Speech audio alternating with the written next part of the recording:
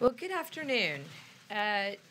This administration did not create a policy of separating families at the border. We have a statutory responsibility that we take seriously to protect alien children from human smuggling, trafficking, and other criminal actions while enforcing our immigration laws.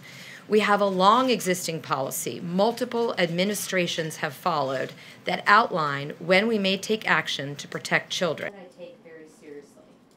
Here is the bottom line. DHS is no longer ignoring them. We will separate those who claim to be a parent and child if we cannot determine a familiar or custodial relationship exists. For example, if there's no documentation to confirm the claimed relationship between an adult and a child. We do so if the parent is a national security, public, or safety risk, including when there are criminal charges at issue, and it may not be appropriate to maintain the family in detention together.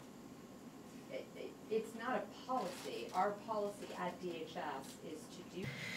We take allegations of mistreatment seriously, and I want to stress this point. We investigate. We hold those accountable when and if it should occur. We have some of the highest detention standards in the country. Claiming these children and their parents are treated inhumanely is not true and completely disrespects the hardworking men and women at the Office of Refugee Resettlement. He has been attempting to work with Congress since he's been in office.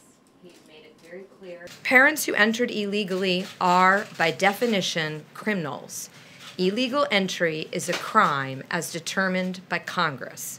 By entering our country illegally, often in dangerous circumstances, illegal immigrants have put their children at risk. Fourth, CBP and ICE officers are properly trained to care for minors in their custody. DHS and HHS treats all individuals in its custody with dignity and respect and complies with all laws and policy. Illegally entering the border and while they go through prosecutions for immigration pursuits. We have a duty to protect the American people, and it's one that I take very seriously. Here is the bottom line. DHS is no longer ignoring the law. We are enforcing the laws as they exist on the books. As long as illegal entry remains a criminal offense, DHS will not look the other way.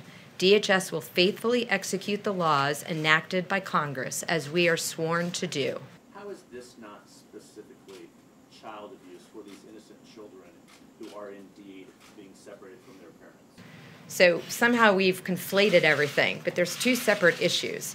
10,000 of those currently in custody were sent by their parents with strangers to undertake a completely dangerous and deadly travel alone. We now care for them. We have high standards. We give them meals. We give them education. We give them medical care. There's videos. There's TVs. I visited the detention centers myself. That would be my answer to that question. We've made it very clear that we will enforce the laws of the United States as long as... Surely, it is the beginning of the unraveling of democracy when the body who makes the laws, instead of changing them, tells the enforcement body not to enforce the law.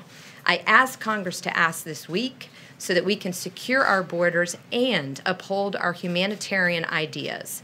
These two missions should not be pitted against each other. If we close the loopholes, we can accomplish both.